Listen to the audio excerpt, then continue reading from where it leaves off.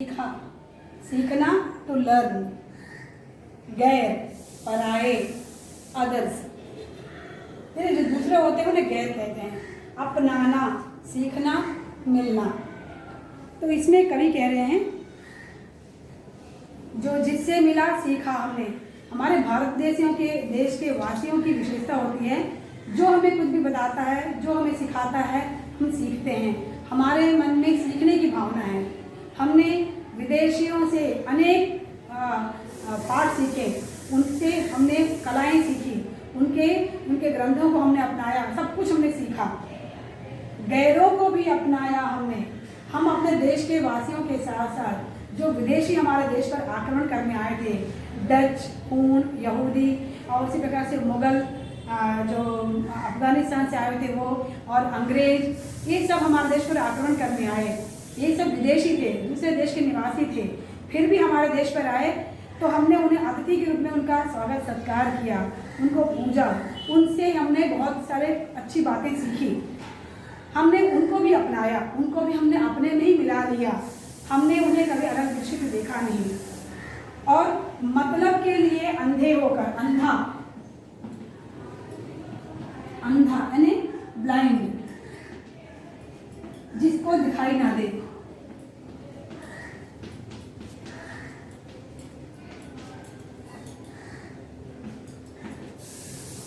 हमने मतलब के लिए, हमने अपना काम निकालने के लिए स्वार्थी बनकर हमने कभी किसी को धोखा देने का प्रयत्न नहीं किया। हमने पैसों के लिए, अपनी भूख मिटाने के लिए हमने कभी गलत राह नहीं अपनाई। हमने अपने स्वार्थ के लिए विदेशियों के साथ हाथ नहीं मिलाया। हमने अपने मातृभूमि के लिए प्राणों का बलिदान करने पर ही जोर दिया। अपने स्वार्थ के लिए, अपनी भूख मिटाने के लिए हमने किसी भी गलत काम का सहारा नहीं लिया। यह हमारे देश की विशेषता है। हमारा सिद्धांत है, प्राण जाए पर वचन न जाए। भले हम मरने को तैयार हैं, लेकिन हम अपने धर्म से, हम अपने पथ से स्वार्थ के लिए विचलित नहीं होंगे। यह हमने अपने पूर्वजों से ही सीखा है।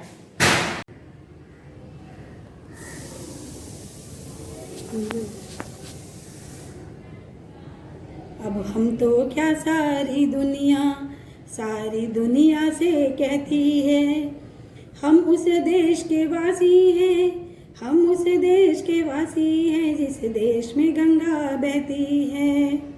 अब हम तो क्या सारी दुनिया से कहती है, हम उस देश के वासी हैं, हम उस देश के वासी हैं जिस देश में गंगा बहती है। होठों पे सच्चाई रहती है, जहाँ दिल में सफाई रहती है। हम उस देश के वासी हैं, हम उस देश के वासी हैं जिस देश में गंगा बहती है। अब शब्दार्थ देखते हैं। दुनिया, दुनिया यानी संसार, विश्व, वर्ल्ड।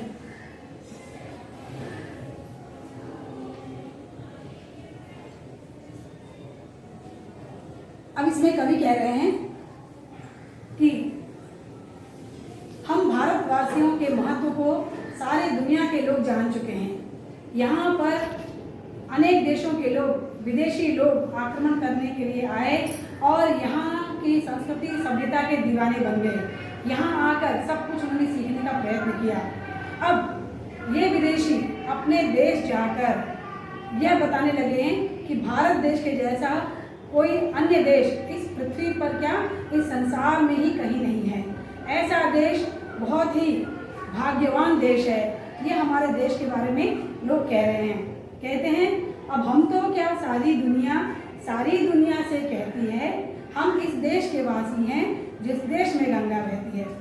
सारे विदेशी लोग हमारे देश में आकर उन्होंने यहाँ से सब कुछ सीखा, हमारी मानवता सीखी, हम सबके संस्कार सीखे, सभ्यता सीखी।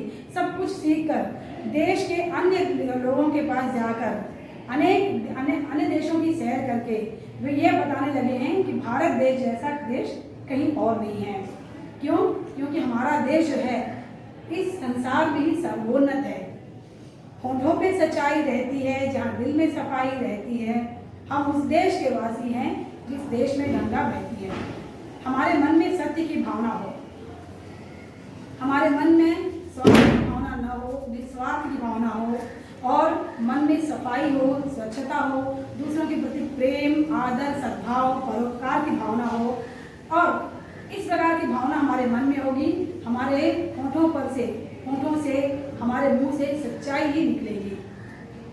और स्वच्छता हमारा प्रिय, एक तरह से कहें तो प्रिय भावना हमारी है स्वच्छता। मन भी स्वच्छ रहे, तन भी स्वच्छ रहे, देश स्वच्छ रहे, यह हमारी भावना है। तो ऐसे देश में हम निवास करते हैं। तो इस प्रकार से गंगा नदी हमारे देश की एक पवित्र और पुण्य नदी है। तो इस नदी के जल को पीकर हम सब में भी गंगा के जैसे ही पवित्र भावना आती जा रही है।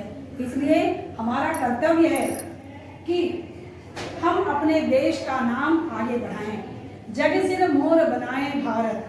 हम अपने देश की कीर्ति और उसके यश को अन्य देशों के सामने हम फिर से खड़ा करें और फिर से हम अपने देश को विश्व गुरु के स्थान में बनाना चाहते हैं।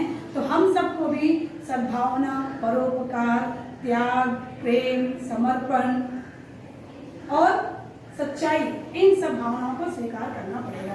धन्यवाद। गृहताली।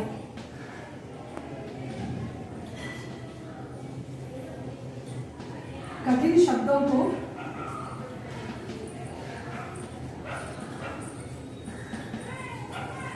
रेखांकित कर